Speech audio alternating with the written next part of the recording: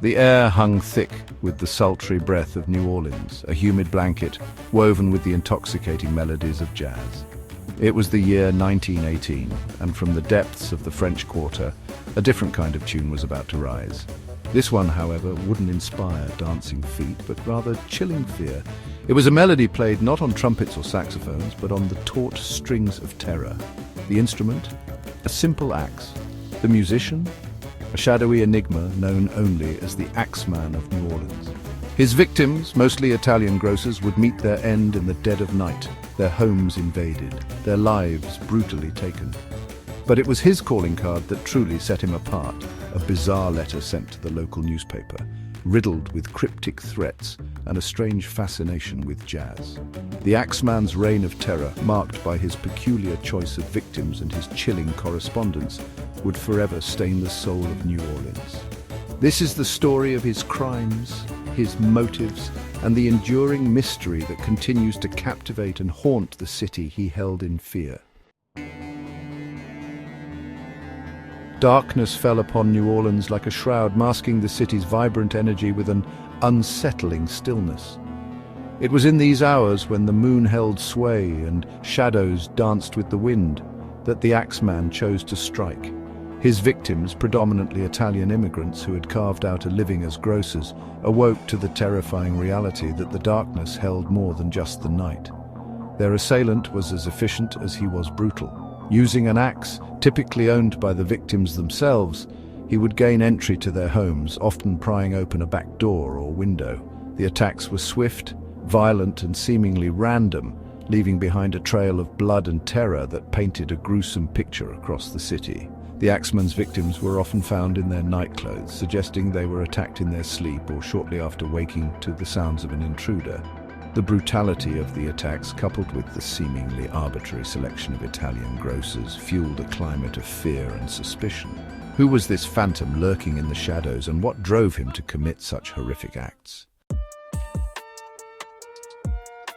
The Axeman's predilection for Italian grocers fueled speculation and fear among the Italian community. Was this a personal vendetta, a case of ethnic targeting, or something more sinister? Theories abounded, ranging from organized crime to a deranged individual with a specific grudge. Some whispered of mafia involvement, suggesting the attacks were a message sent to rival factions.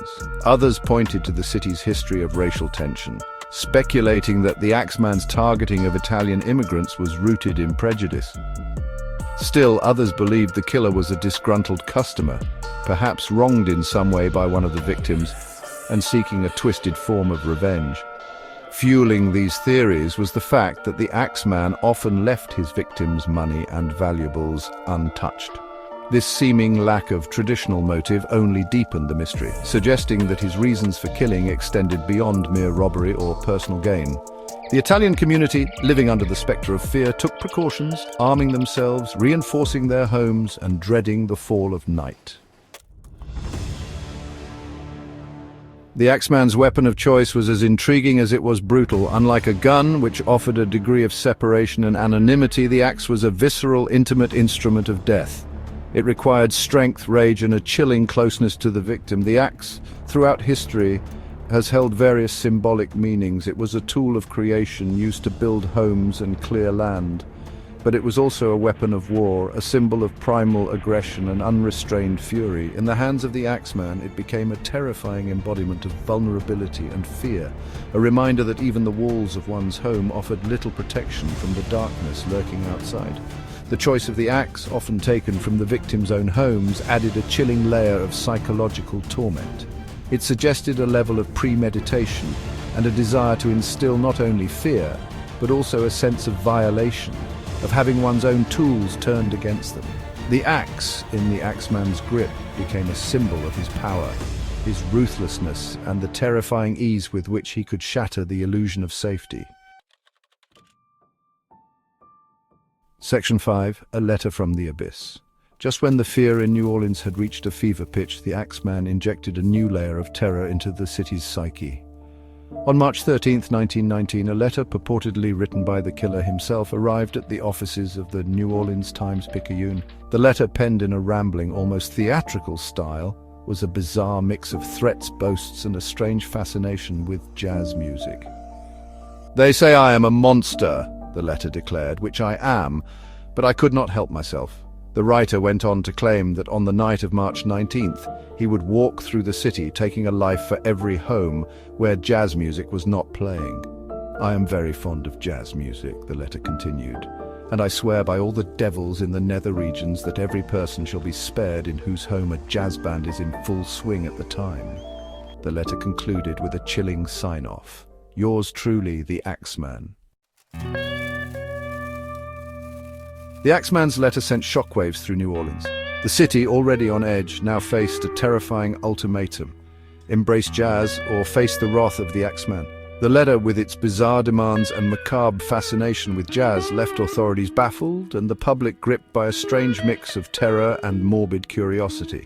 The night of March 19th, 1919 was like no other in New Orleans history. Jazz, once the soundtrack to the city's vibrant nightlife, became a lifeline, a shield against the darkness. Every bar, every dance hall, every home pulsed with the sounds of trumpets and trombones, pianos and drums.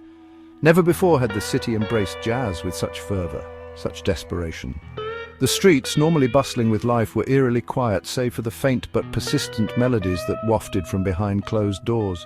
The threat of the Axeman, whether real or imagined, had transformed jazz from a form of entertainment into a collective prayer, a desperate plea for mercy. The night of March 19th passed without an attack. The Axeman, it seemed, had stayed his hand, but the fear he instilled lingered, casting a long shadow over New Orleans.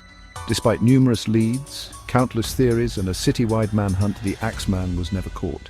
His motives, shrouded in mystery, fueled endless speculation. Was he driven by madness, ethnic hatred, a twisted sense of amusement, or some dark force that defied rational explanation?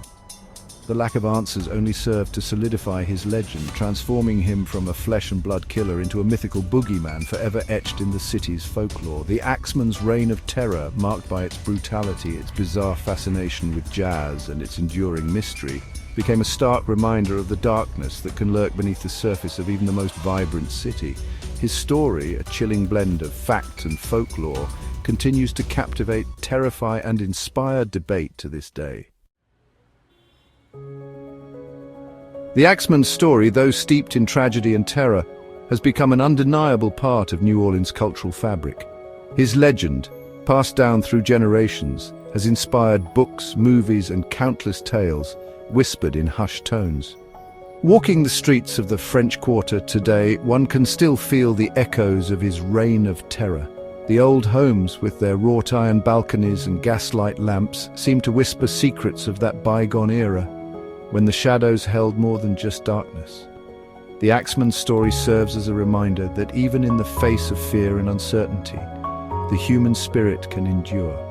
It is a testament to the power of music, the resilience of community, and the enduring allure of the unexplained.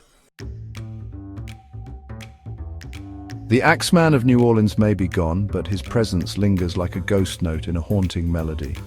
His story serves as a reminder that even in a city as vibrant and life-affirming as New Orleans, darkness can lurk in the most unexpected corners. The Axeman's true identity may forever remain a mystery, lost to the annals of time. But his legacy, a chilling blend of terror, jazz, and unsolved mystery, continues to captivate and haunt the imagination. He serves as a reminder that some stories, like the best jazz compositions, are best left unresolved, their mysteries lingering in the air long after the final note has faded. What drove the Axeman to commit his gruesome acts? Was he a product of madness, a vengeful soul, or something more sinister? These questions continue to echo through the streets of New Orleans, a haunting reminder of the city's brush with a darkness it could neither explain nor escape.